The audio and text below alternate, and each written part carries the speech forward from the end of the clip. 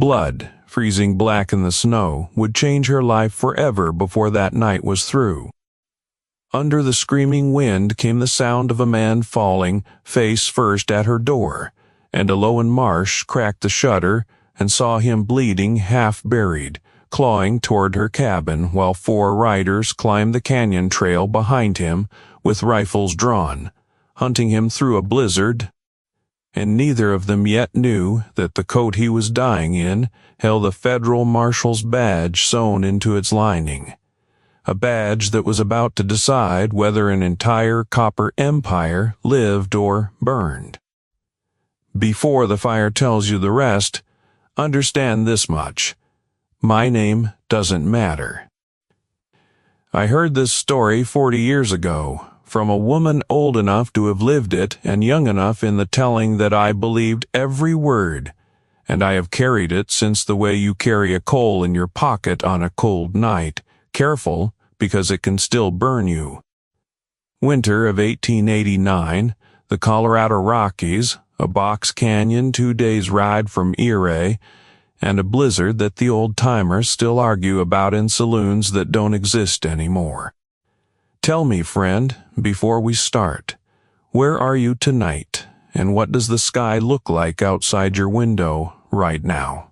Now pour yourself something warm, because where we're going, the cold doesn't let up for a long while yet.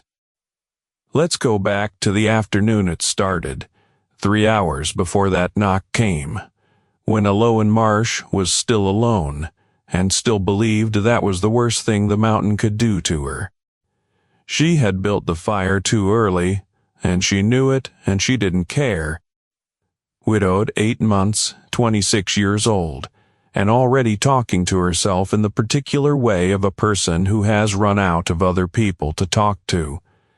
Elowen fed the flames another split log and watched the window go from gray to white to nothing at all. The storm had announced itself the way they always did up here. First a stillness so complete it made her ears ring, then a low moan from somewhere above the canyon rim, then snow coming sideways instead of down. By the time she'd gotten the last of the stock into the lean-to, her lashes had frozen shut twice, and she'd had to breathe warm air into her cupped hands just to blink properly. The cabin her husband Thomas built sat wedged into a fold of rock at the base of a box canyon, a good defensible spot he'd called it once, half joking. The year before he died on the mine road with 3 other men and no living witness to say what happened. One way in, one way out, walls of stone on 3 sides and the canyon mouth on the 4th, and Elowen had spent 8 winters up here, first as a bride, and then this last one as something with no good word attached to it yet. Widow was the word the town used. She preferred to think of herself as still married to a dead man, which was its own kind of madness, but madness kept her upright some mornings when nothing else did. She'd stayed after he died, because leaving felt like admitting he was gone in a way that staying didn't, and because the canyon homestead, worthless as it looked, sat on a vein of copper ore that a company man from Denver had come sniffing after twice already, offering her a price for the land so low. She'd told him. No, both times. She wasn't sure why. Stubbornness, maybe, or grief-wearing stubbornness as a disguise, or some instinct buried deep that said the land was worth more than the money and worth more than her comfort, and that letting it go would be the last small surrender in a life that had already surrendered enough. The company man's name was Silas Rook, and he owned half of Ouray without ever having lived there, copper mines and freight lines and a bank that decided who prospered and who starved, and men said his smile was the last friendly thing you saw before his other side of business found you. Elowen didn't know yet how close that other side of business was about to come to her door. She only knew the wind was screaming louder than she'd heard it scream in years, that the horse in the lean-to had gone quiet, in the particular way animals go quiet before something is deeply wrong, and that despite the fire, despite the walls, despite 8 winters of practice at being alone up here, something in her chest had gone tight and stayed tight for an hour now, the old animal warning that lives under the ribs and doesn't care what the mind thinks it knows. She was mending a torn glove by lamplight, hands steady out of habit rather than calm, when the first sound came that wasn't wind. A horse, screaming somewhere down canyon, cut short. Then nothing but the storm again, so total that she half convinced herself she'd imagined it. She set the glove down anyway. She'd learned, this last year, to trust the half-convinced parts of herself more than the confident ones, because confidence was a luxury for people who still had someone else in the house to be wrong. Alone, you learned to listen to the quiet warnings, because there was no one else to catch you if you didn't. 4 men were coming through that storm at the moment Elowen set her sewing down, though she couldn't have known their names yet or the particular flavor of cruelty each one carried like a coin in his pocket. Their names were Cassius Doyle, Wade Pruitt, Nate Ferris, and the one the others called Ivory, on account of a scar that had bleached one eyebrow bone white above an eye that didn't blink right anymore. Ivory-eyed Barlow was his full name in the paper once, years back, for a killing in Cheyenne that a jury somehow called self-defense. And since then, he'd worked for whoever paid best, which for the last 2 years had been a copper baron named, out of a fine brick office in Ouray with a portrait of himself on the wall and a ledger he never let anyone else touch. Cassius Doyle's vice was money, plain and simple, the kind of hunger that made him count another man's pockets before he'd learned his name. Wade Pruitt's vice was cruelty for its own reward, a man who smiled wrong at the worst moments, who'd once told a saloon full of strangers laughing about a dog he'd shot for barking too long and thought it was a fine story. Nate Ferris was the youngest and the most dangerous kind of follower, a boy of maybe 20 who wanted so badly to belong to something fearsome that he'd do whatever the other 3 told him to prove it. And Ivory Barlow's vice was the coldest of all, a total absence of anything you could bargain with, no greed, no cruelty even. Just a flat professional patience, the kind that terrified men who understood violence better than most, because Barlow didn't do it for pleasure or profit. He did it because it was owed, and he always collected. They rode that night for one reason. Somewhere ahead of them, on a stumbling, bleeding horse that would go down dead in the snow within the hour, rode a man named Sawyer Cole, and sewn into the lining of his coat, wrapped twice in oilcloth against the wet, was a ledger that named 11 men. 11 miners and freight haulers and 1 assayer, all dead in the last 3 years. Every death ruled an accident or a suicide by a coroner who took Rook's money, same as everyone else in that county. And what he was willing to do to keep the true numbers off any book but his own private one. Sawyer Cole was the last federal marshal alive who'd worked that case, the 3rd they'd sent, the first 2 having met with their own accidents inside 4 months of arriving. He'd been riding 2 days ahead of Rook's riders with a bullet in his shoulder from an ambush on the pass, losing blood slower than he was losing daylight, and somewhere in the white nothing of that storm he'd stopped being able to tell which direction was down canyon and which was up. And his horse had made the decision for him by simply refusing to go another step, and then simply dying, mid-stride, heart giving out from cold and blood loss, both, dropping him into a drift with enough force to crack 2 ribs on top of the bullet wound he already carried. He should have died there. 6 other men had, in that same stretch of canyon over the years, in storms less cruel than this one. What kept Sawyer Cole moving, crawling, really, one forearm and then the other dragging his body through snow that came to his chest in places, was not courage. Not exactly, though it looked like courage from any distance.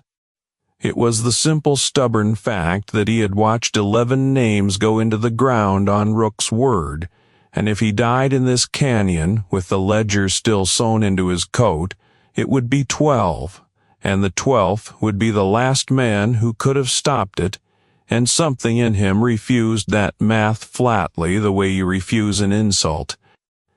And, somewhere in the crawling, he saw a thread of lamplight through the driving snow, gold and impossible, and probably imagined, and he crawled toward it anyway, because it was the only thing in the world left to crawl toward.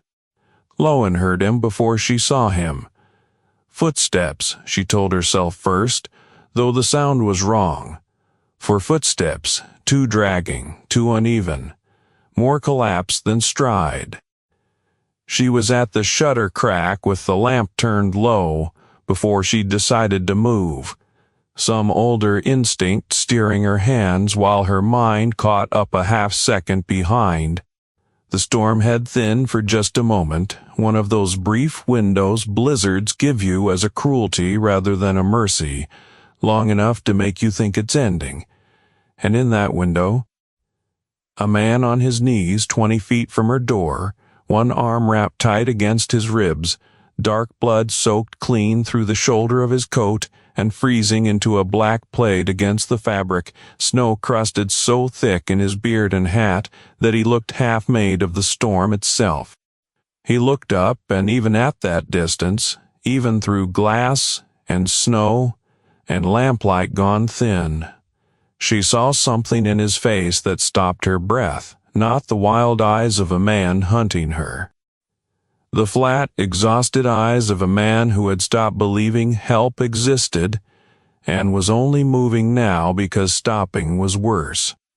She had the iron skillet in her hand before she'd consciously decided to reach for it, standing at the door with her heart slamming so hard she could feel it in her teeth, and some cold, clear voice in the back of her skull reciting every warning her mother had ever given her about strange men and locked doors and the particular danger of a woman alone. Never open for a stranger in a storm, her mother used to say, because the storm is a lie, he tells, so you'll open the door for him. But her mother had never watched a man crawl the last 10 feet on his forearms because his legs had simply stopped answering him. And there is a difference, Elowen would say later, a difference a person only understands once they've seen it. Please. His voice came thin through the wood, barely a voice at all, more like the ghost of one. The lantern. If they see the lantern, they'll stop here.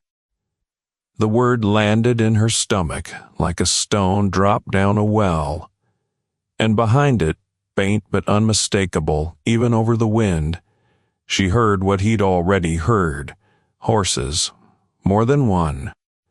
Coming up the same trail he'd just crawled down, and closing. She thought about Thomas then for exactly as long as it takes lightning to cross a sky, thought about the mine road, and the 3 other men who died with him and the coroner's report that said, accident in handwriting too neat to trust, and something in her that had been quiet and small and frightened for 8 months suddenly wasn't small anymore. She didn't know this stranger's name.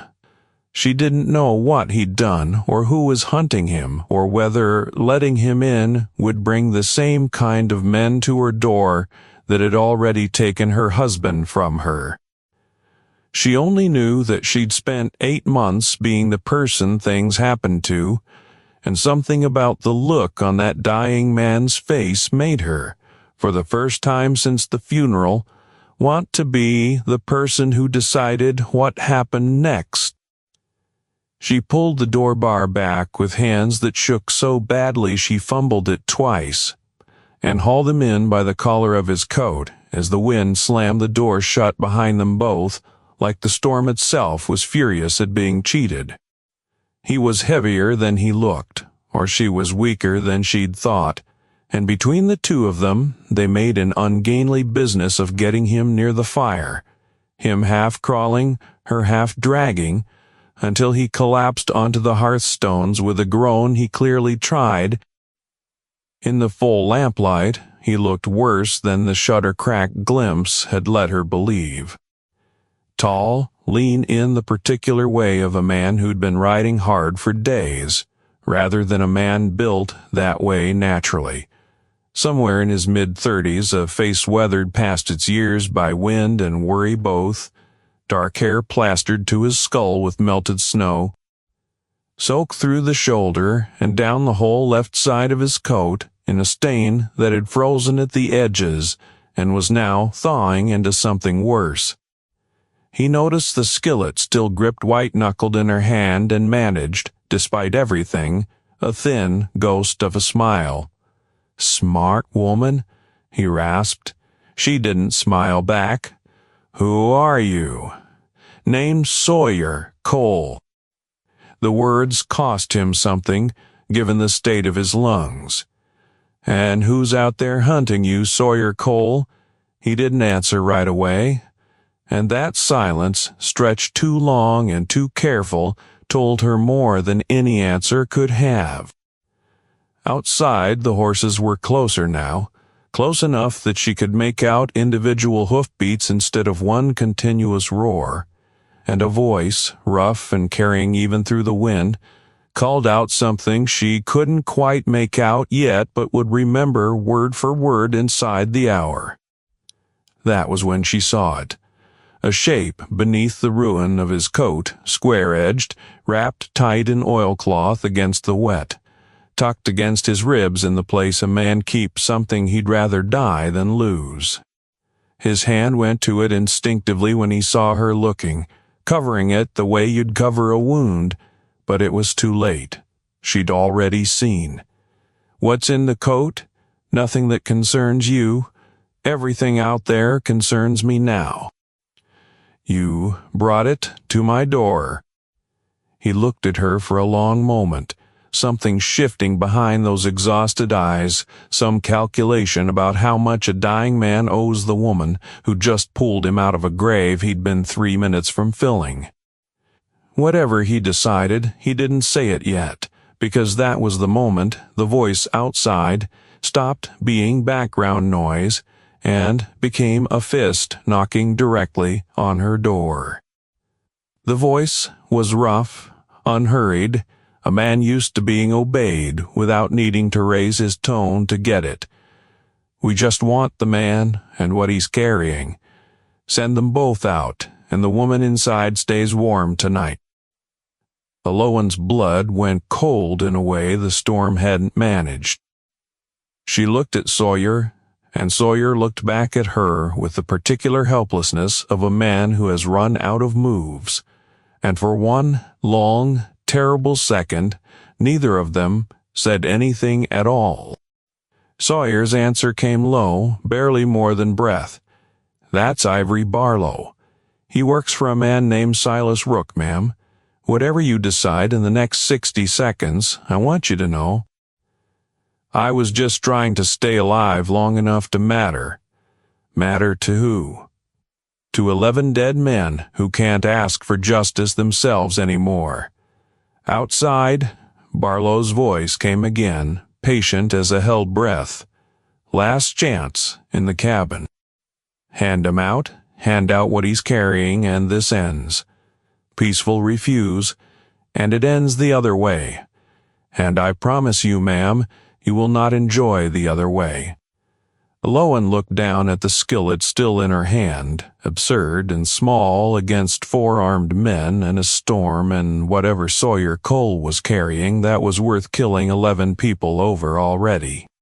She thought of Thomas one more time, thought of the mine road, thought of 8 months of silence in this cabin with only her own footsteps for company.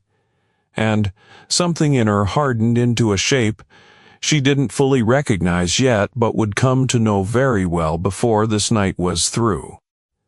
"Nobody's coming out," she called back, and her voice, to her own considerable surprise, did not shake at all. "Not tonight, not for you."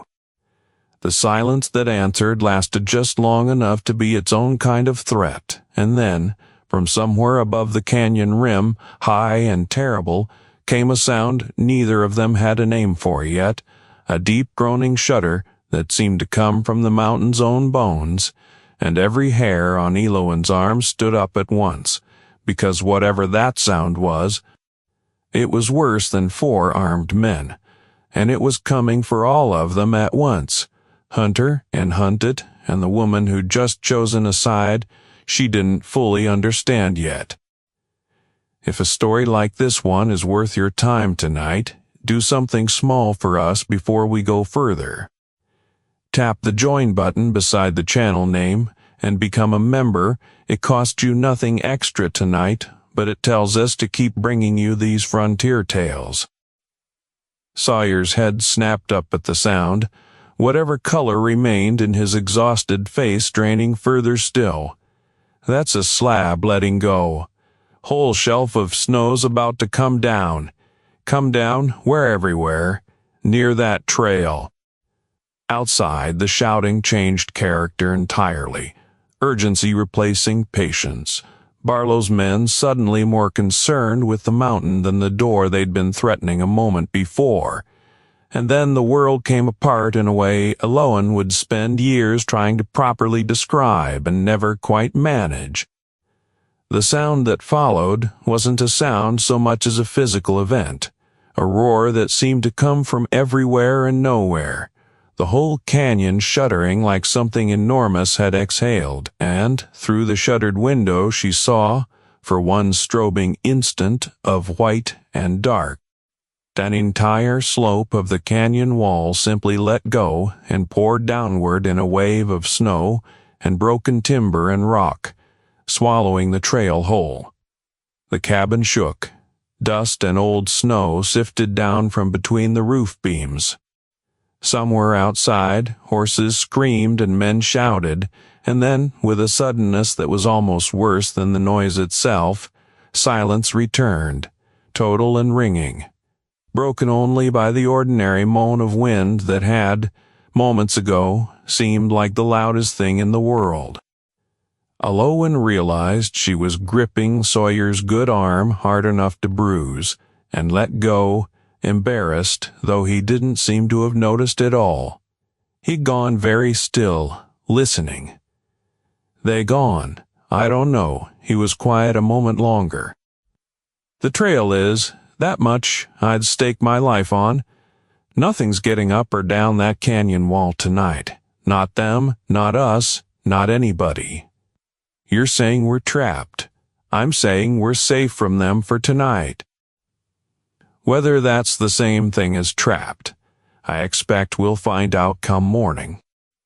She sat back on her heels, the skillet, finally set down on the hearthstones beside her, and looked at this bleeding stranger who'd brought an avalanche and 4 armed men and something worth 11 lives to her door in the space of one storm.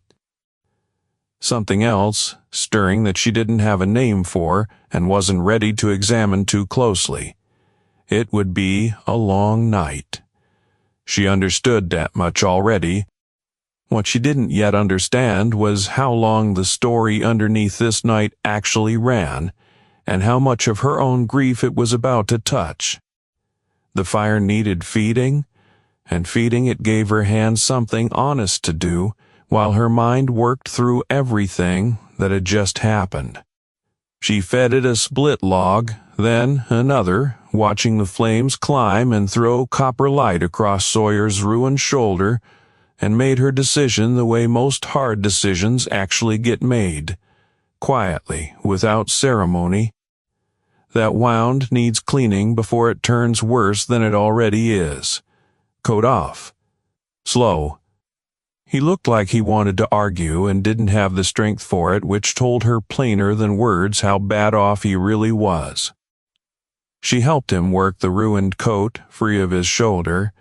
Careful of the oilcloth bundle, he kept one hand pressed against the entire time, like it might grow legs and run off if he let it out of contact with his own skin, for even a moment, and underneath, the wound was worse than the coat had let her imagine. A bullet had gone through the meat of his shoulder, in and out clean by some mercy, but the cold had done its own damage on top of the injury. Flesh gone the wrong color at the edges in a way she'd seen before on frostbitten fingers. She melted snow in the kettle, cleaned it as best her limited doctoring could manage, packed it with what clean cloth she had, and a poultice of the yarrow she kept dried in a tin for exactly this kind of emergency, though she'd never once imagined using it on a stranger she'd known for less than an hour. He hissed through his teeth when she worked, apologized for it once, and she told him not to bother apologizing for pain. That pain didn't need his manners. He watched her hands work with the particular attention of a man trying not to think about what they were doing to him. "You've done this before. My husband broke his leg once, 3 winters back. Learn fast up here, or you don't keep anybody alive." She tied off the last of the bandage and sat back. "You're going to live, if the fever doesn't take hold." Which brings me back to my question. What's in the coat, Sawyer Cole, and why is it worth 4 men and an avalanche?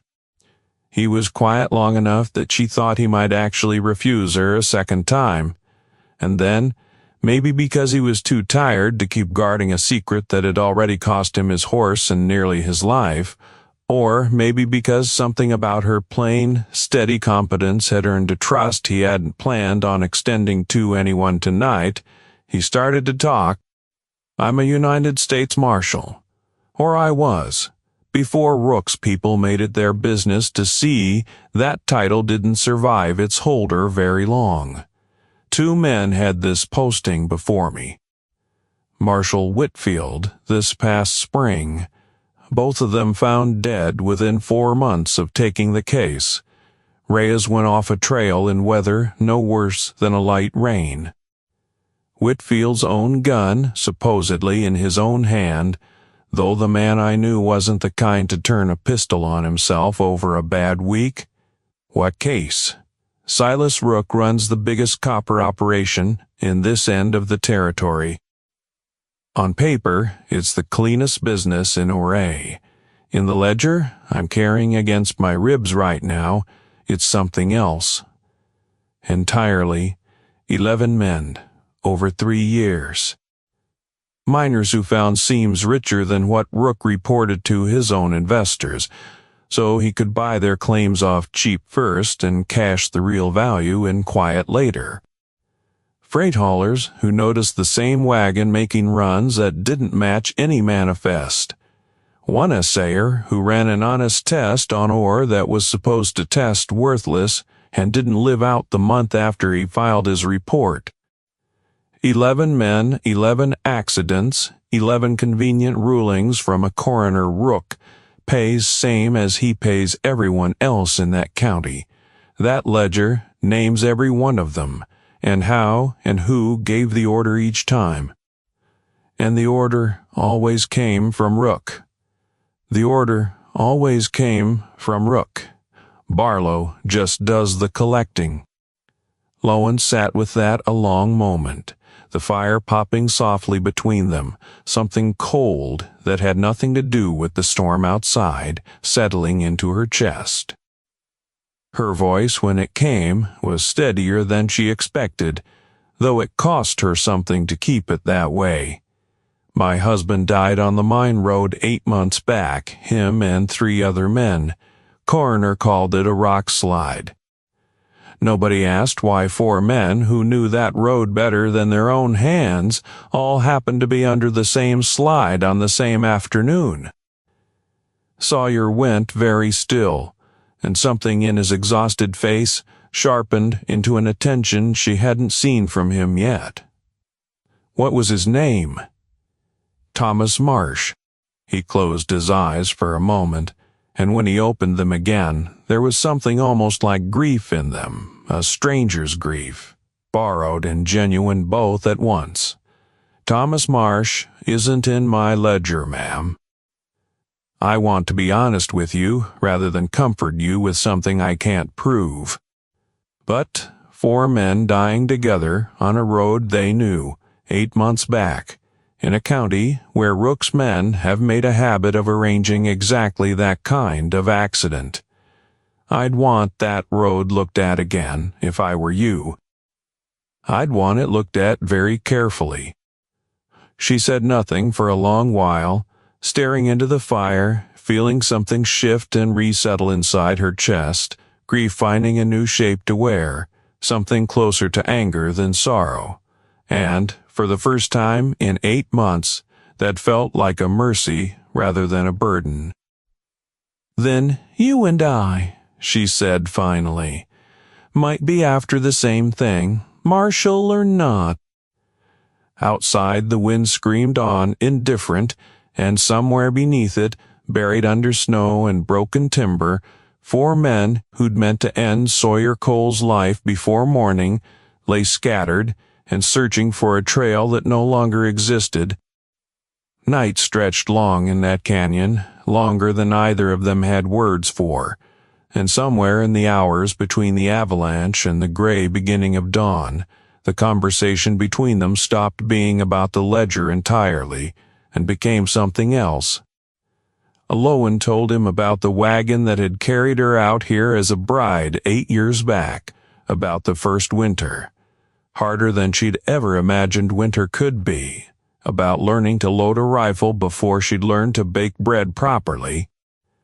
She told him about Thomas in pieces, the way you tell someone about a person you loved when the telling still hurts, not in one clean story but in fragments, the way he laughed at his own jokes before anyone else did, the particular careful way he'd check the door bar every night without ever once saying why. Ordinary in every way that made it unbearable in memory. Sawyer listened the way she hadn't been listened to in a long while, without rushing to fill her silences, without offering the empty comforts people reached for when they didn't know what else to say. When she finished, he was quiet a moment, and then he said the thing that would stay with her longest. You survived all that, alone up here in this canyon, this long. That's not luck, ma'am. That's a particular kind of strength most people never have to find out they're carrying. I didn't have much choice in the matter. Neither did the 11 men in my ledger. Choice isn't what makes a person strong. What you do once the choice is gone from you, that's the part that counts. He looked at the fire rather than at her when he said it, which somehow made it land harder than if he'd said it to her face. I've spent 3 years chasing men who profit off exactly the kind of grief you've been carrying alone in this canyon. I forget sometimes that the grief has a face on the other end of it. Yours does. I won't forget that again.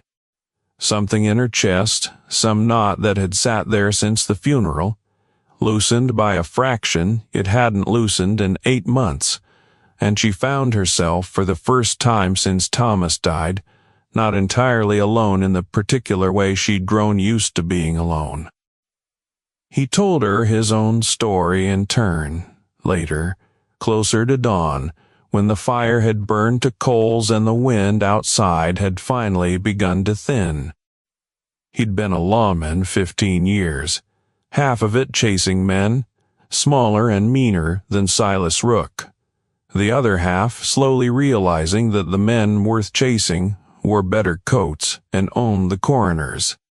He told her about the 2 marshals before him, about the particular loneliness of a job where you couldn't fully trust the men meant to help you, about a wife back east who'd left him 3 years into the marshal's life.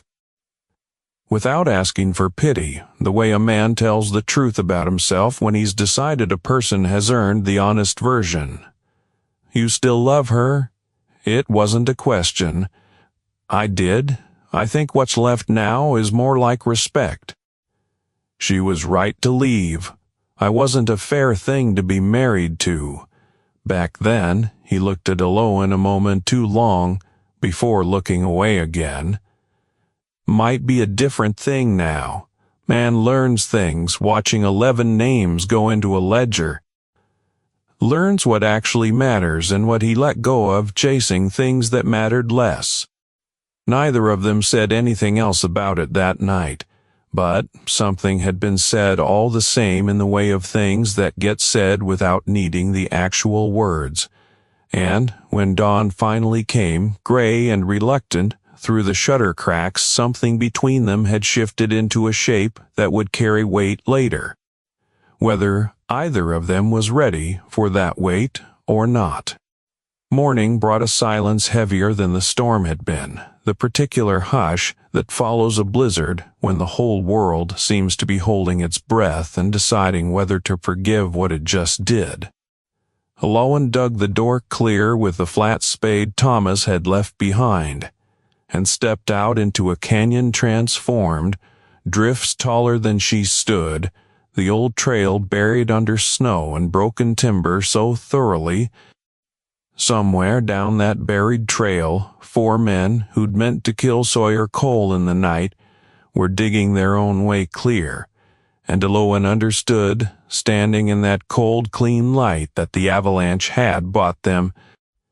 "They'll come again," she said when Sawyer joined her at the door, moving slow and careful on account of his shoulder and his ribs both. "They will. Barlow's not a man who quits a job half collected. Give them 2 days to dig clear, maybe 3 if we're fortunate. Then they'll be back, and next time they won't waste breath calling through a door first. Then we use the 2 days. He looked at her, something like surprise crossing his tired face. "Use them for what? You said yourself, Marshal. This ledger only matters if it reaches Denver. It doesn't reach Denver if we're both dead in this canyon come week's end. So we use the 2 days to see that we're not." She looked at the rifle rack over the mantel, Thomas's old Winchester still hanging there, oiled and ready the way he'd always kept it, though she'd fired it exactly 4 times in 8 years, always with him standing beside her, correcting her grip. "You're going to teach me to shoot that properly. Truly shoot it, not just hold it like a woman who's afraid of her own rifle. And then we're going to make this canyon a very poor place for 4 men to come collecting." Something shifted in Sawyer's exhausted face, respect arriving where surprise had been a moment before. "Ma'am, I have chased outlaws across 4 territories, and I don't believe I've heard a finer plan from a man twice your years and half your nerve. Then we'd best get started. The 2 days won't wait for us to admire each other's nerve." They spent that first day on the rifle, out behind the lean-to where the shots wouldn't carry far in the still air, Sawyer talking her through grip and breath and the particular patience a good shot required, correcting her stance with his good arm.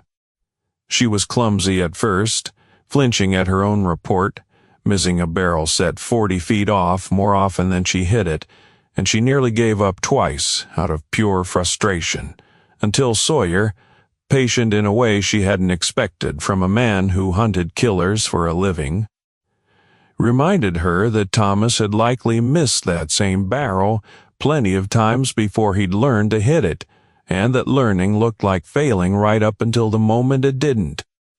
By the second afternoon, something had clicked into place in her hands and her eye both.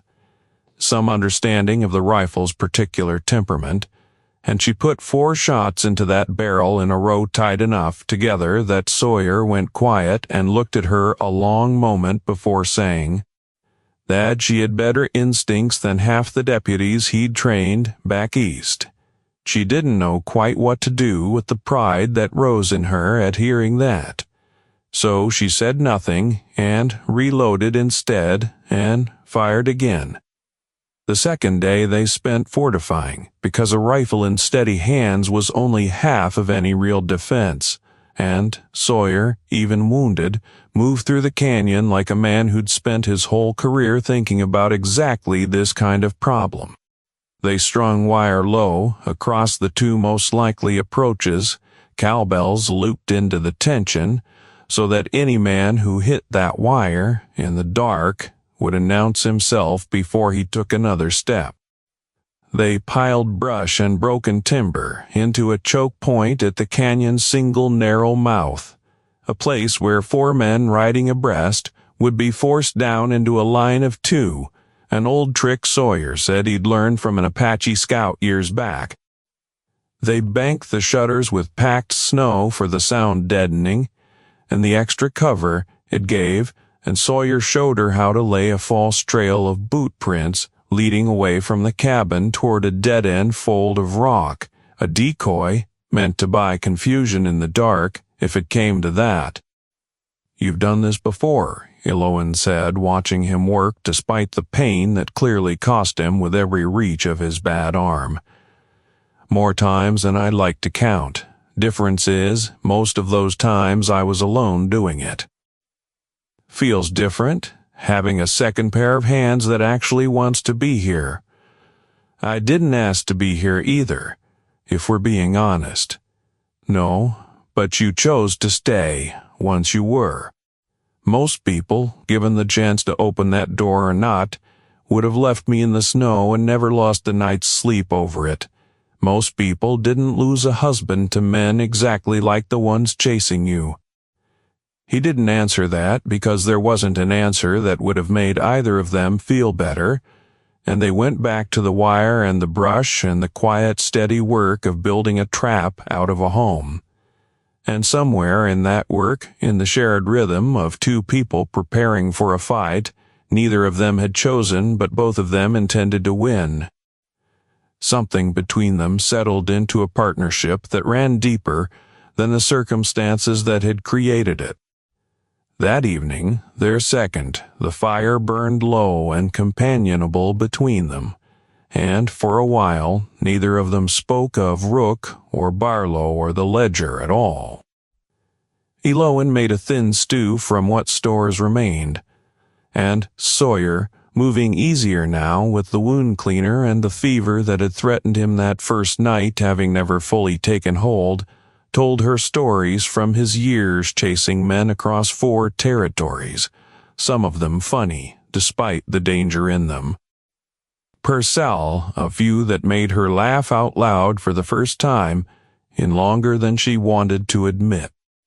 She told him about the schoolhouse she'd once dreamed of building on this land, back when she and Thomas had first come out here with more hope than sense, a dream that had quietly died somewhere in the hard years since, and Sawyer listened to that dream the way he'd listened to her grief without rushing past it, and said that a woman who could put 4 rounds through a barrel at 40 feet inside 2 days of practice had better instincts than to let a good dream stay buried just because the years had been hard.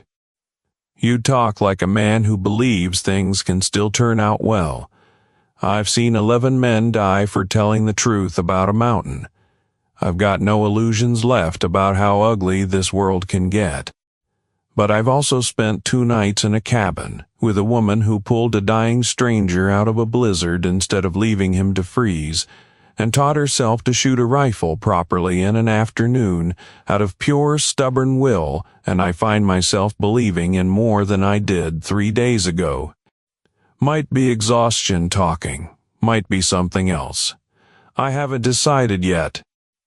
Neither had she, but she found she didn't mind the not deciding, not that night with the fire warm and the wind finally quiet outside, and a man beside her who looked at her like she was more than a widow to be pitied or a piece of land to be bought cheap.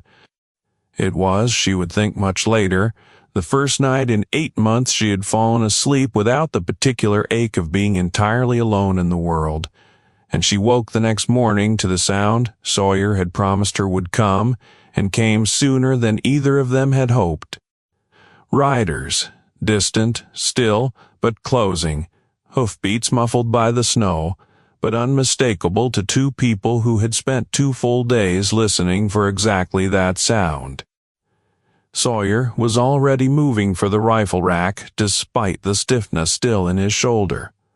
Barlow doesn't waste time once he's decided. 3 days, not 2. He must have pushed his men hard through that slide. Then we're ready 3 days early instead of 2. Elowen was already at the shutter, rifle in hand, feeling something steady settle into her chest that hadn't been there 8 months ago. Fear, yes, plenty of it, but underneath the fear, something else now. Purpose. Tell me where you want me, behind the wood stack low, where you've got the choke point in your sights and the cabin wall at your back. You see anyone clear that line without calling out first, you put a round in front of them, not through them, unless they force your hand. We warn before we kill, that's how this ends. Somebody's got to be the bait that makes them commit to the choke point instead of spreading wide. He caught her eye, something steady and certain passing between them, despite the danger closing in on both sides. You've got good instincts, Elowen Marsh. Trust them today more than you trust your fear. Fear'll get you killed faster than any bullet will. She nodded, throat too tight for words, and took her position behind the stacked wood, exactly as he'd shown her. Rifle steady, breath slow. Watching the canyon mouth where 4 men and a debt 3 years in the making were about to arrive at a homestead that no longer looked anything like the easy target they'd expected 2 nights before. Barlow came first, walking his horse slow and deliberate into the canyon mouth, Doyle and Pruitt flanking a length behind, young Ferris bringing up the rear, looking even from this distance like a boy who'd rather be anywhere else and lacked the nerve to say so. They hit the brush choke point exactly where Sawyer had built it, forced into single file the way the terrain demanded, and Barlow's flat, patient voice carried clear across the snow. "Cole, I know you're in there. I know the woman's in there, too. This doesn't need to end ugly for her.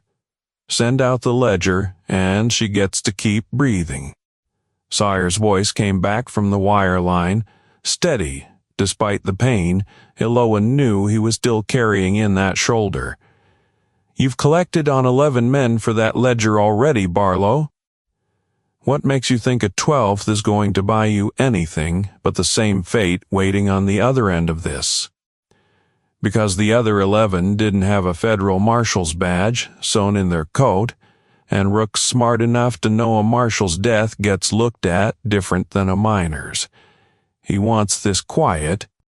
Quiet means you walk out, hands where I can see them, and the ledger comes with you. And if I don't, then it gets loud, Cole, and I promise you, loud doesn't favor a wounded man and a widow. With a rifle she probably can't aim straight. That was when Doyle's horse hit the tripwire. The cowbells clattered wild and sudden in the cold air, and Doyle's horse reared hard, spooked past any rider's control, and in the half-second of chaos that followed, Sawyer stepped clear of his cover with the Winchester already raised, close enough to make the point without drawing blood. "Last chance to ride out of this canyon the same way you rode in," Sawyer called. "Nobody's died yet today. Keep it that way." Barlow's response wasn't words. It was a hand signal, fast and economical, and Pruitt broke wide to the left flank exactly as Elowen had feared he might, angling toward the cabin's blind side where the wood stack didn't quite cover the approach, and she understood in that instant that this was the moment Sawyer had trained her for. It held. She put a round into the snow directly in front of Pruitt's advancing boots, close enough to spray frozen powder across his legs, and her voice, when it came, carried farther and steadier than she'd believed it could.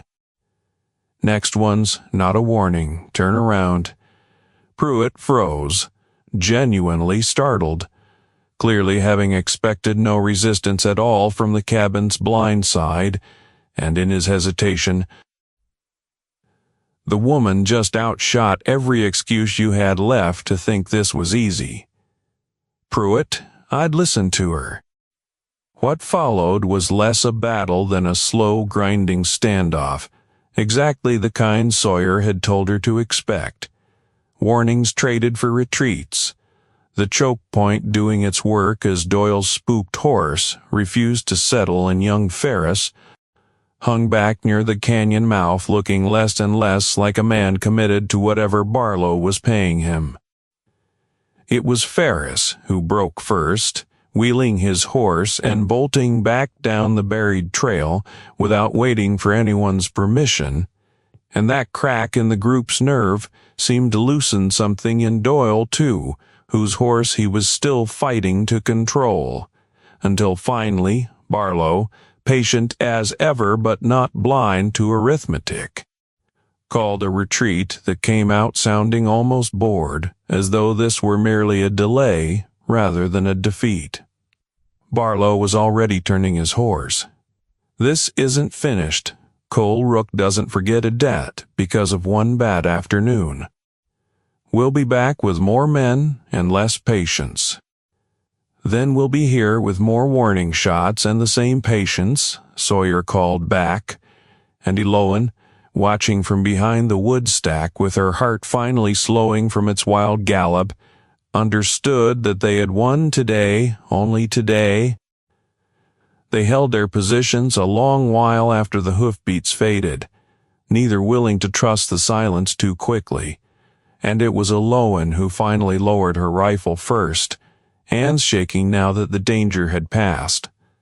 The way hands always shake after rather than during, and Sawyer crossed the snow to her with something like wonder plain on his exhausted face. You didn't flinch.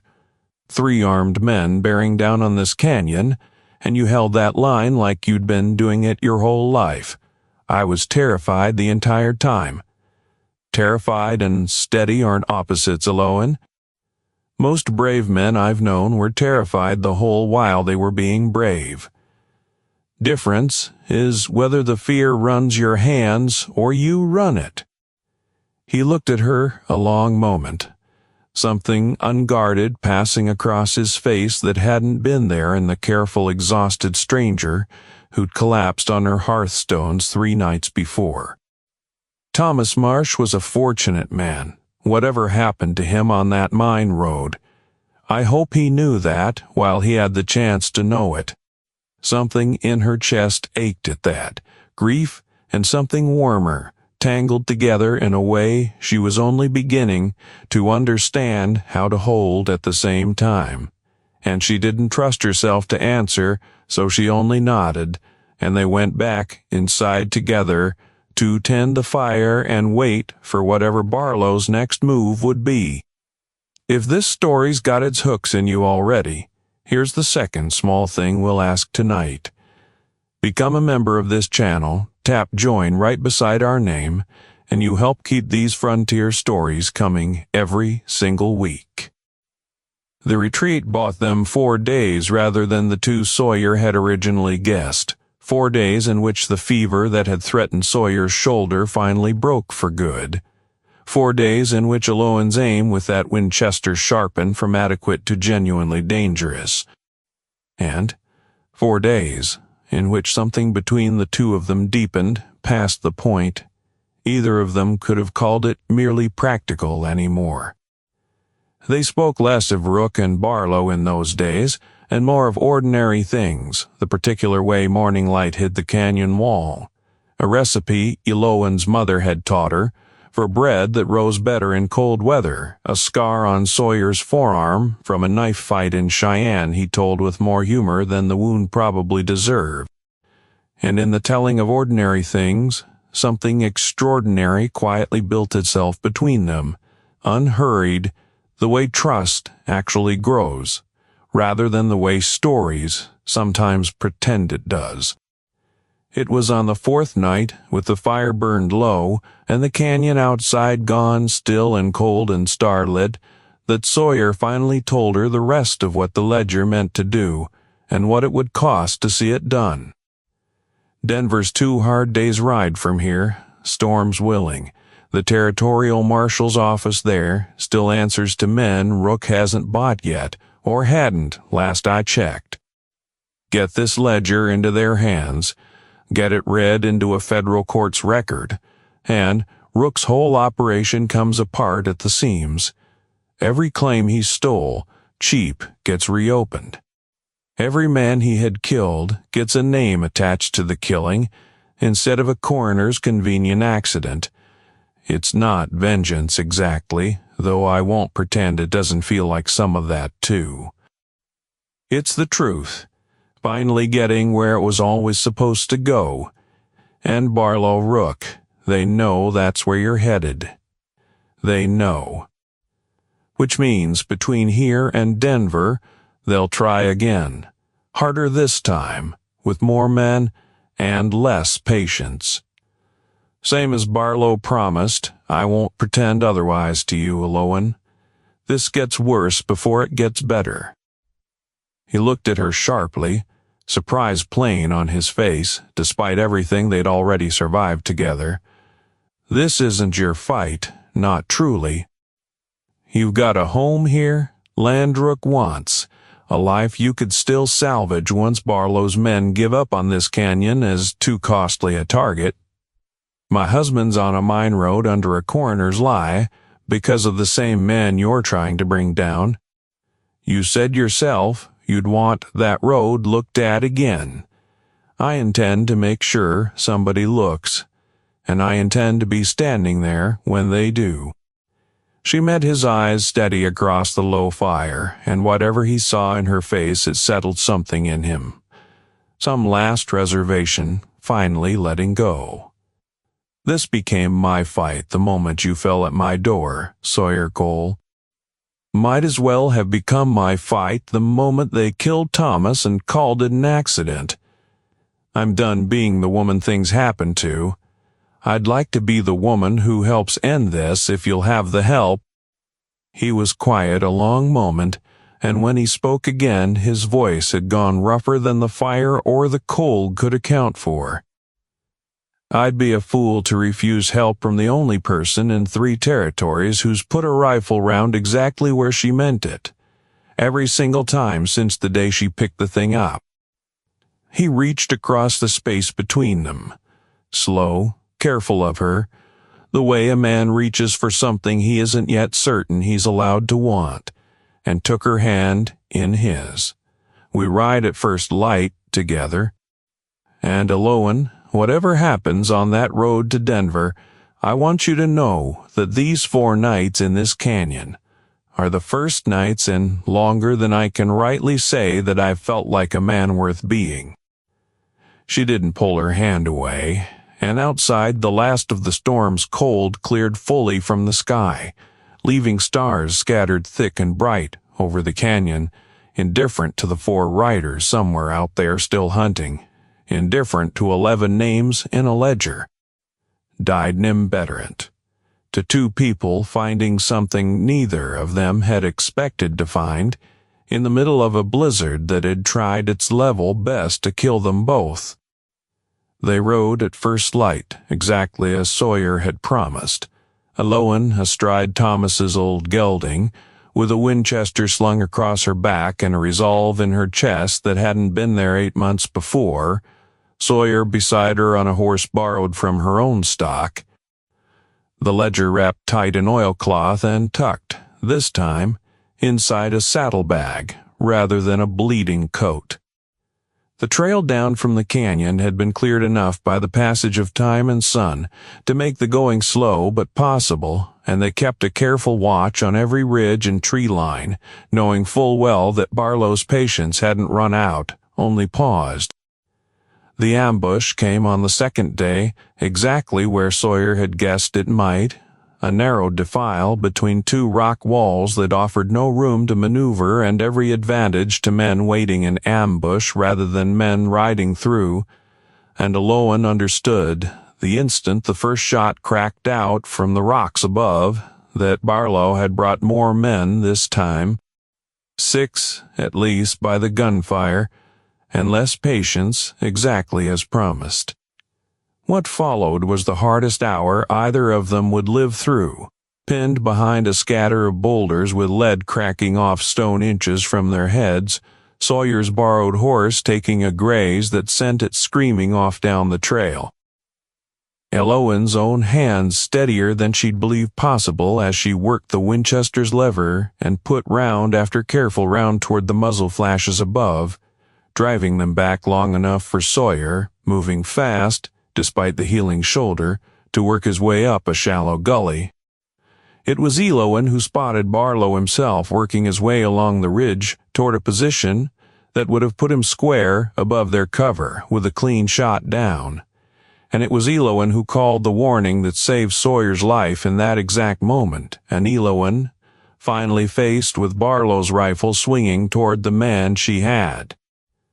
Somewhere in 4 nights and 2 days come to love more fiercely than she'd believed her grieving heart still had room for, who put a single clean round through Barlow's shoulder and watched him fall from that ridge into the snow below, the debt he'd come collecting finally entirely turned back on the man who'd carried it.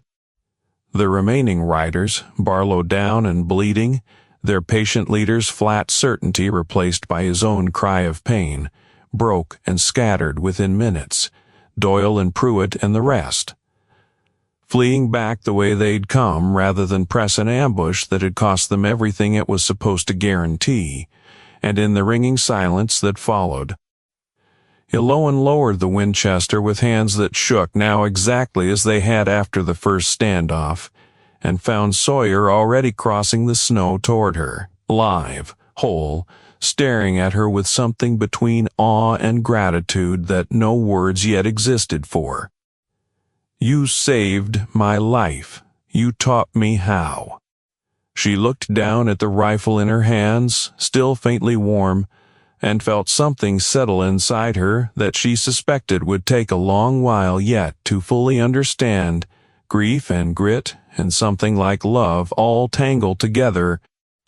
Out here on a mountain trail, 2 days, from a city that would decide the rest of both their lives.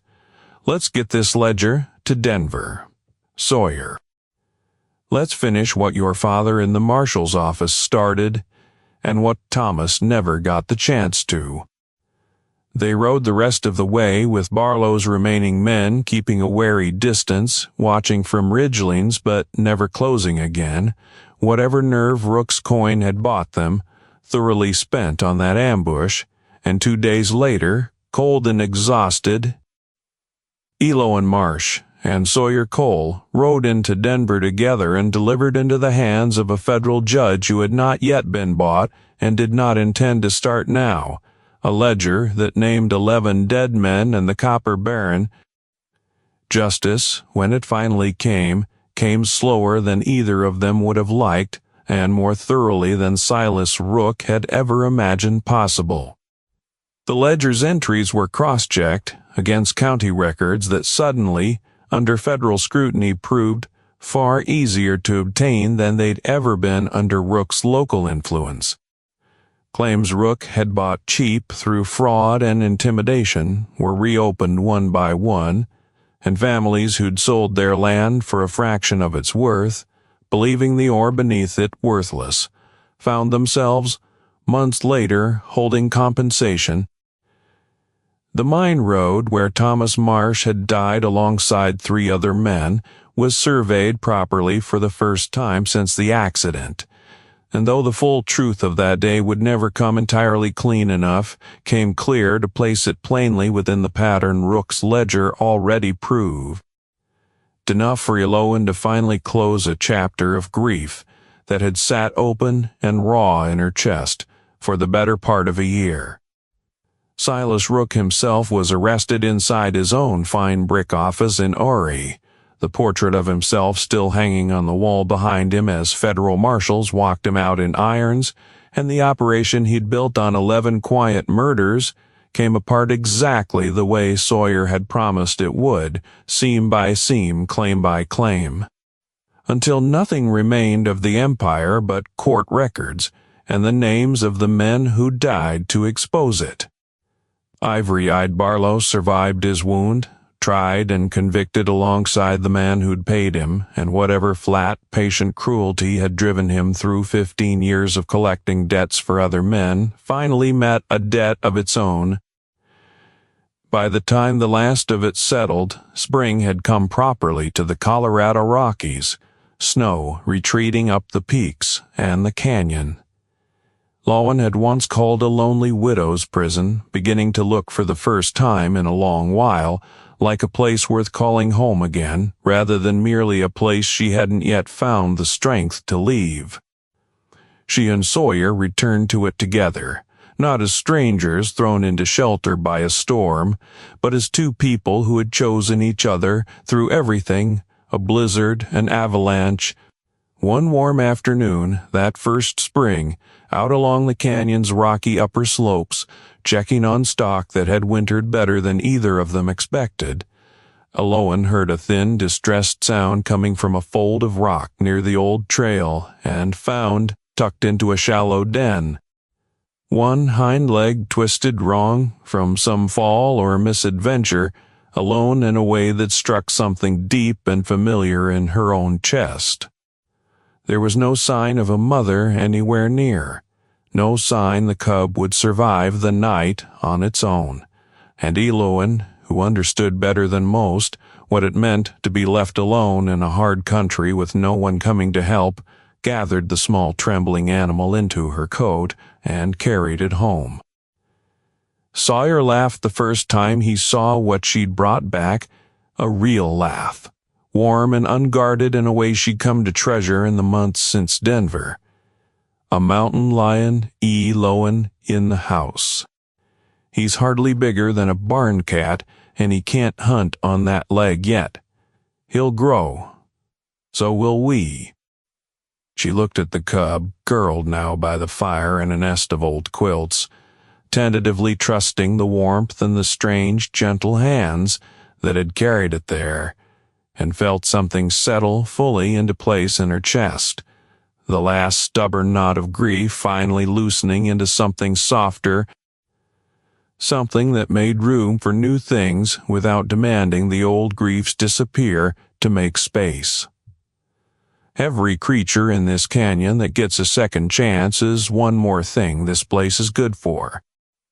I'd like it to keep being that kind of place. Sawyer crossed the room and sat beside her, watching the cub settle into sleep, and put his arm carefully around her shoulders. Healed now, and strong, and said nothing at all for a long while because nothing needed saying. Outside, the canyon that had nearly buried them both under snow, and violence, and grief, now held only birdsong and the sound of snowmelt finding its way down toward the valley. And inside, to save and understood, finally, that the blizzard that had once seemed like the worst thing the mountain could do to her had turned out, in the strange unfair arithmetic of a hard life, to be the very thing that gave her back everything she thought she'd lost. I've told this story now more times than I can rightly count, at more fires than I can name, and every single time somebody asks me the same question. Was it worth it, all that suffering just to end up happy? And every single time I give them the same answer an old man gave me the year I first heard this tale. Suffering doesn't ask permission before it comes, and it doesn't owe you a happy ending once it's through with you.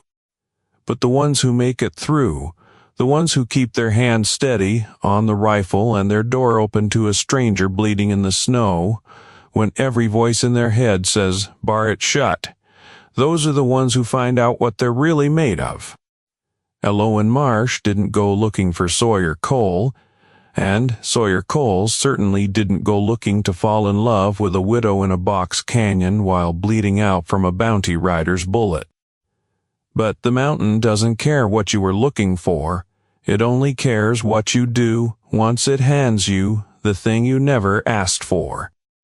Keep your powder dry, friends, and your door open to the right kind of stranger, and your soul a little more honest than the world requires of you.